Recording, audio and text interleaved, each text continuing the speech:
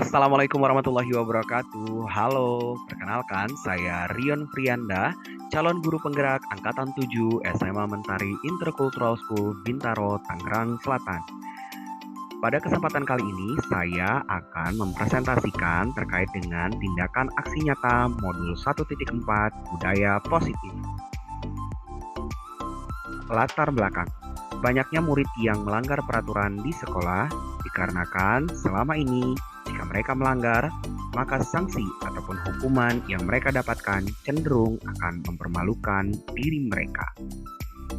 Hal inilah yang latar belakangi dari kegiatan budaya positif. Adapun tujuan aksi nyata menciptakan murid yang merdeka dan disiplin diri yang kuat.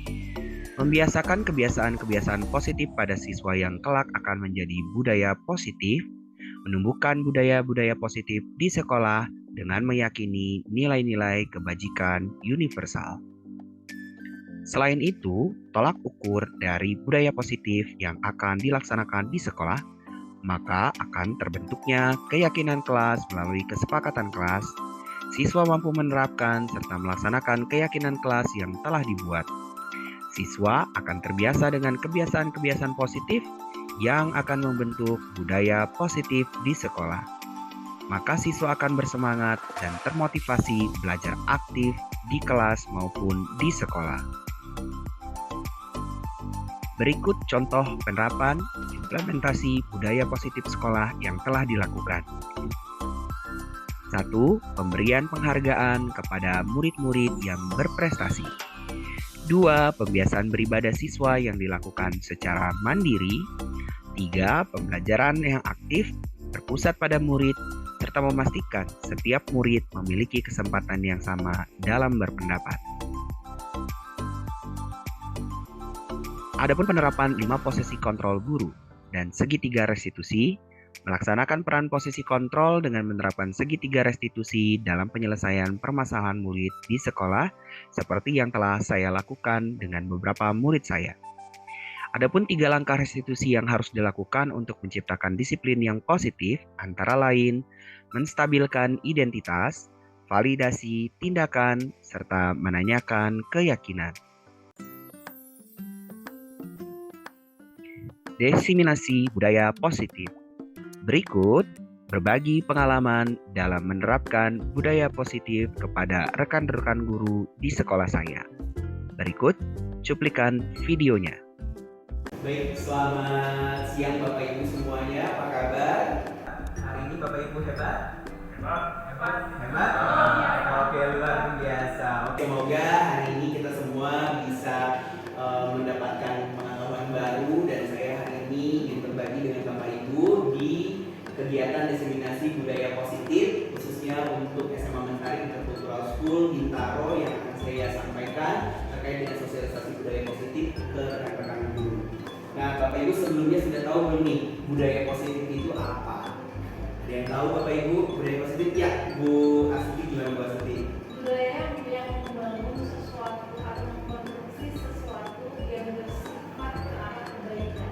Oke, budaya yang membantu untuk ke arah perbaikan ya Bu ya. Sesuatu ke arah kebaikan. Oke, nah di sini Bapak Ibu mungkin kita akan tahu terlebih dahulu nih kira-kira latar belakangnya seperti apa. Nah, latar belakangnya mungkin ini terjadi loh Bapak Ibu di kita, di kelas kita, ya bahkan di kegiatan sehari-hari kita, di mana banyak anak murid yang melanggar peraturan sekolah dikarenakan selama ini jika mereka melanggar, sanksi atau hukuman yang mereka dapatkan itu cenderung mempermalukan. Mungkin pernah ada terjadi, ya, di mana akhirnya diri mereka merasa kok saya seperti ini kan ya.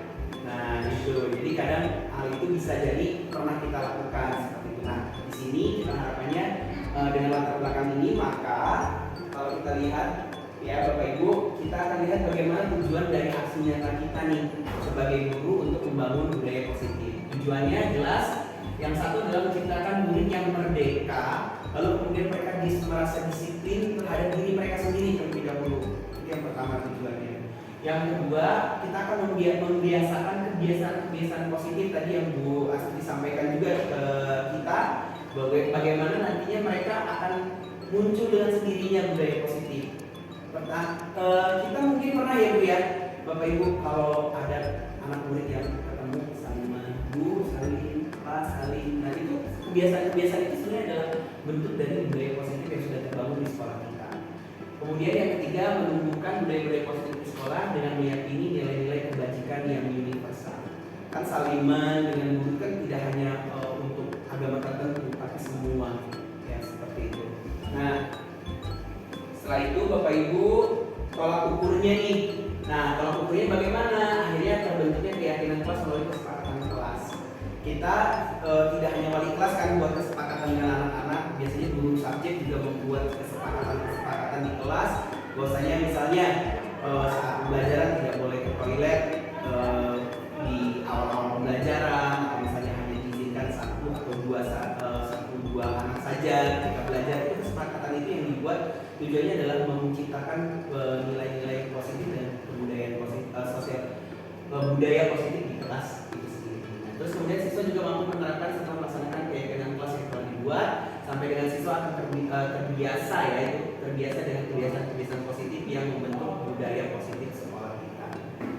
Nah, Bapak Ibu, budaya positif itu menurut Ki Hajar Dewantara ya dinyatakan bahwasanya di mana ada kemerdekaan, disitulah harus ada disiplin yang kuat. Sesungguhnya disiplin itu bersifat self disiplin itu sendiri. Jadi kalau anak-anak kita sudah merasa oh saya harus rajin di kelas, saya tidak boleh terlambat, saya mengerjakan tugas dengan tepat waktu, saya hormat dengan guru saya tidak melakukan tindakan bully dengan teman-teman saya, maka sebenarnya mereka sudah terbentuk budaya positifnya.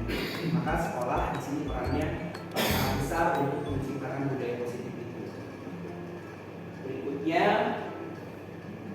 nah ini yang harus kita lihat lagi Bapak Ibu, mungkin apa itu dari motivasi hukuman, penghargaan dan restitusi. Kadang kita menganggap oh ini enggak, saya tidak memberikan hukuman, kali pada daerah sendiri kita sudah memberikan hukuman. Ini akan coba kita lihat hukuman itu tiba-tiba tidak terencana dan tiba-tiba. Jadi kalau misalnya tiba-tiba ada anak melakukan tindakan, tapi kita tidak ada kesepakatan di awal, terus kita kasih vonis, nah itu termasuk hukuman. Nah itu berbeda dengan restitusi. Restitusi adalah proses menciptakan kondisi bagi murid yang memperbaiki kesalahan mereka. Jadi mereka tahu kalau mereka melakukan ini, maka konsekuensinya apa. Lalu kemudian peran kita untuk memberitahu mereka dan tidak mengulanginya lagi, dan mereka juga tahu posisi mereka sebagai apa dan kita sebagai apa. Itu bedanya antara hukuman, penghargaan dan juga restitusi. Kami untuk contoh bagaimana kita membuat keyakinan, setidaknya poin-poin ini keyakinan kelas nanti. Terus saya lanjutkan. Nah ini 5 posisi kontrol. Guru itu sebenarnya bisa memainkan 5 peran ini. Ya, tapi yang paling bagus jelas adalah dari kelima ini. Yang mana kira-kira Ibu? 1, 2, 3, 4 atau yang kelima? Kira-kira yang mana Bapak Ibu? Anak saya seorang guru ekonomi, maka sebagai Oke, guru ekonomi. ada dia sebagai leader, kontrol, Betul. pemantau. Oke. Ya kan? Iya. Kemudian aku sebagai teman juga. Iya, oke. Jadi sebenarnya ekonomi manajer. Oke, sebagai manajer. Kalau bapak-bapak yang lainnya gimana Bapak? Saya Oh, sebagai guru sosiologi juga sangat perlu bersosialisasi dengan Oke. anak. Maka guru sebagai teman. Oke, guru sebagai teman. Apa ya, mengintensifkan. Oke, mengintensifkan. Oke, kalau Pak Agus, biasanya gimana Pak? Saya cocok dengan Pak Usman. Oke. Kita sebagai guru itu sesuai dengan apa yang disampaikan oleh Ki Hajar Dewantara.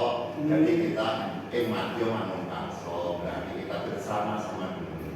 Oke, baik Pak Agus. Berarti guru sebagai teman ya. Kalau Pak Adi dan Pak Iskandar biasanya memainkan peran yang mana nih sebagai guru? Sebagai Kalau saya sebagai guru agama, sebenarnya nggak ada sini Pak. Oh, iya, iya. Ada lagi kategori baru. Oh, sebagai orang tua, guru sebagai orang tua. Mendidik dengan cinta. Oh, mendidik dengan cinta. Oke, kalau Pak Adi boleh tahu? Saya Biasanya senior training. Oke. Berarti Karena kan sama-sama guru agama kan. oke. Menjadi sebenarnya sih ya masuk semua sebagai teman dan sebagai manajer itu dicocok oleh saya. Oke, baik. Ya, kalau yang saya tahu berarti dari teman-teman itu sebenarnya sudah sangat guru, bisa dikatakan guru penggerak. karena semuanya memilihnya dalam ke arah teman, orang tua ataupun sebagai manajer. Sedangkan kalau guru sebagai penghukum, membuat rasa bersalah itu akan konotasinya akan kita lihat nanti di contohnya ya Bapak Ibu. Kemudian ini segitiga restitusi untuk kita melakukan pembicaraan. Saya kemarin kebetulan sudah mengambil video dengan beberapa anak-anak kasus yang terjadi di kelas saya sudah mencoba menerapkan bagaimana segitiga restitusi. Jadi ada anak yang ketiduran pada saat saya belajar di kelas, dan juga ada anak yang kemarin itu tidak mengerjakan terlambat. Nah di awal itu kita tidak lupa menstabilkan identitas anak-anak dulu. Bahwasanya ini yang sering kita harus mulai dengan kalimat-kalimat bahwasanya kadang itu setiap orang itu pernah melakukan kesalahan karena tidak ada manusia yang sempurna. Tapi jangan salah langsung menjudge anak-anak, oh kamu salah. Ya emang hidup ini nggak ada yang sempurna, kita semua pernah melakukan kesalahan. Kamu bukan satu-satunya orang yang pernah melakukan ini. Kamu bukan orang yang satu-satunya yang terlambat. Tapi kira-kira dengan terlambat ini apa dampaknya buat kamu? Kemudiannya, terus kesepakatannya sudah kita buat apa nih? Nah, efektif enggak kira-kira? Sampai dengan nanti dia meyakini bahwa dia akan melakukan perubahan bukan dari kita, tapi dari diri. Oke Ibu, itu saja dari saya. Terima kasih, dan saya mau minta boleh di-sharing Bapak Ibu, mungkin Bapak Ibu pernah punya kasus anak, boleh disebutkan namanya, terus pada saat itu Bapak Ibu coba menerapkan posisi kontrol apa? Teman, manajer, atau sebagai penghukum? Boleh ceritakan, boleh Bapak Ibu siapa duluan? Pak Usman, silakan Pak Usman. Terima kasih Pak. Oke, ini di kelas saya alami biasanya itu anak-anak memang karena posisinya jamnya jam siang dan habis di kelas, dan itu memang seringkali datangnya melewati batas yang sudah ditentukan beberapa dari 10 menit ya. Iya. Nah itu nanti yang mereka sering datang sekali sudah diinfokan, diinfokan dulu nih, oh besok jangan terlambat lagi ya. Ternyata besok-besoknya hampir berkali-kali masih seperti itu, dan akhirnya mau tidak mau akhirnya saya juga bicara dulu dengan anak tersebut alasannya apa dan sebagainya. Dan ternyata alasannya adalah mereka toilet yang lama, dan itu yang alasannya seringkali tidak akan. Ini yang saya lakukan itu adalah yang pertama berbicara dulu kepada anak ini alasannya kenapa, dan kemudian akhirnya dia juga berjanji untuk tidak mengulangi lagi, dan itu sebenarnya beberapa pertemuan berikutnya sih akhirnya mereka datang tepat waktu gitu. Mungkin itu yang posisi yang saya lakukan pada waktu itu adalah menjelaskan alasannya secara preventif lah, supaya jangan terlambat lagi, dan ini biasanya dilakukan supaya untuk mereka tidak datang kelas pada saat melewati jam itu. Oke, Pak Ustadz berarti sudah menggunakan posisi kontrol yang mana Pak kira-kira? Kalau saya sih yang pertama berbicara sebagai teman juga. Sebagai teman. Ya maksudnya tolong ya gini tandanya gini ya, itu maksudnya dalam bentuk karena kita punya masih ini ya menganggap maksudnya mengibaratkan analisa seperti yang kedua juga masuk ke yang manajer juga sih. Oke, pengalaman dari Pak Usman ya. Boleh tepuk tangan Bapak Ibu untuk Pak Usman. Ya, selanjutnya lagi mungkin Pak Agus yang punya pengalaman pernah megang anak-anak yang luar biasa. Gimana Pak Agus? Saya mungkin awalnya saya ada satu kasus anak itu bernama Dar. Oh, oke. Nah terus kemudian dia tuh nggak ngumpulin tugas. Terus akhirnya saya berbicara sebagai seorang teman, kenapa, dan akhirnya dia berjanji saya akan menghubungi. Terus karena sebagai teman nggak bisa, saya akhirnya mungkin ini menjadi seorang manajer. Akhirnya saya ngasih tahu kalau kamu tidak mengumpulkan tugas, kamu tidak dia tidak menepati janjinya, dan akhirnya bahwa seorang manajer itu juga punya hak untuk memberikan satu teguran keras agar memperbaiki kinerja, dan akhirnya saya sebut dengan teguran yang lumayan ini, ayo cepat kamu kumpulkan, kalau kamu tidak kumpulkan kamu akan dapat nilai 0. Terus akhirnya ya dengan segala cara akhirnya tidak dikumpulkan. Akhirnya Saya kira dikumpulkan Pak, dengan segala cara akan dikumpulkan. Oke. akhirnya ya karena sudah terjadi kesepakatan dan itu memang peraturannya, dan akhirnya ya sebagai seorang manajer harus melakukan apa yang sudah menjadi kesepakatan. Oke, berarti Pak Agus sudah memainkan peran satu sebagai teman yang kedua juga lanjut ke tahap manajer ya Pak ya. Ya. Oke, luar biasa. Tepuk tangan buat Pak Agus, Bapak Ibu. Ya, ada lagi yang mau berbagi satu lagi boleh? Oh boleh Bu Sinta, nah, silakan Bu Sinta. Mungkin saya sebut saja dia A. Oke, sebut saja dia adalah A. Oke, Dia Bu. bukan orang Indonesia. Jadi sebenarnya saya sudah ini ya, kayaknya saya sudah ditangkap jadi guru kuku.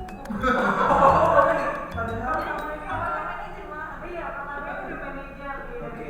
dari ini tapi rasa tanggung jawab anak ini semakin tidak ada gitu. seperti tidak gitu ya. Semakin jadi gitu, sudah dikasih tahu konsekuensinya ini, tapi kan oh iya karena dia udah tahu konsekuensinya, ya udah deh gitu. Dan tahu ada disiplinnya kayaknya kurang. Oke. Akhirnya kejadiannya baru tadi. Oh, kejadiannya baru tadi. Iya, baru tadi karena dia sudah terlambat, sudah sering sekali terlambat dan tadi lebih parah terlambatnya sekitar 20 menit.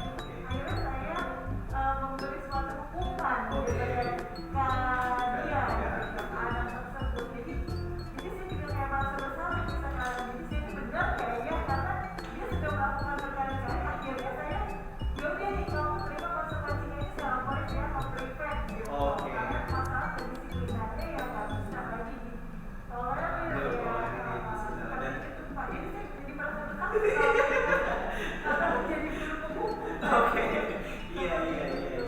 Tapi Bu Sinta kan di awal sudah menerapkan peran sebagai guru manajer ya Bu ya. Cuman sayangnya memang anak betul. Dan ya pasta. Saya garis bawahi kalimat Pak Agus barusan. Dari awal, maksudnya dari awal itu yang tadi poin Bapak Ibu. Sebenarnya kalau kita sudah buat keyakinan kelas, kesepakatan kelas itu aja yang dijalankan. Termasuk misalnya kesepakatan kelas kan adalah satu hal yang bukan dari kita pribadi ataupun semaunya anak, tapi kesepakatan dua belah pihak, anak sama guru. Kalau anak dengan guru sudah sepakat tidak mengeluarkan tugas, dia tahu konsekuensinya dia dapat nol. Kita jalankan itu bukan menghukum, tapi dia sudah memang tahu apa yang akan terjadi jika dia tidak. Iya, maka sebenarnya nggak usah, karena menurut apa yang saya pelajari dari teman-teman guru penggerak pelajari ketika dia adalah sebagai manajer, dia sudah memastikan dia membuat kesepakatan kelas. Kalau kesepakatannya itu sudah disepakati oleh kedua belah pihak, maka apapun yang terjadi sepanjang perjalanan itu adalah sudah untuk menjadi manajer. Tapi yang dimaksud dengan pembuat hukum itu adalah tidak ada kesepakatan di awal. Dia melakukan kesalahan, kita kasih konsekuensi itu. Bedanya seperti itu. Cukup jelas Bapak Ibu? Iya. Hari ini semoga ilmunya bermanfaat.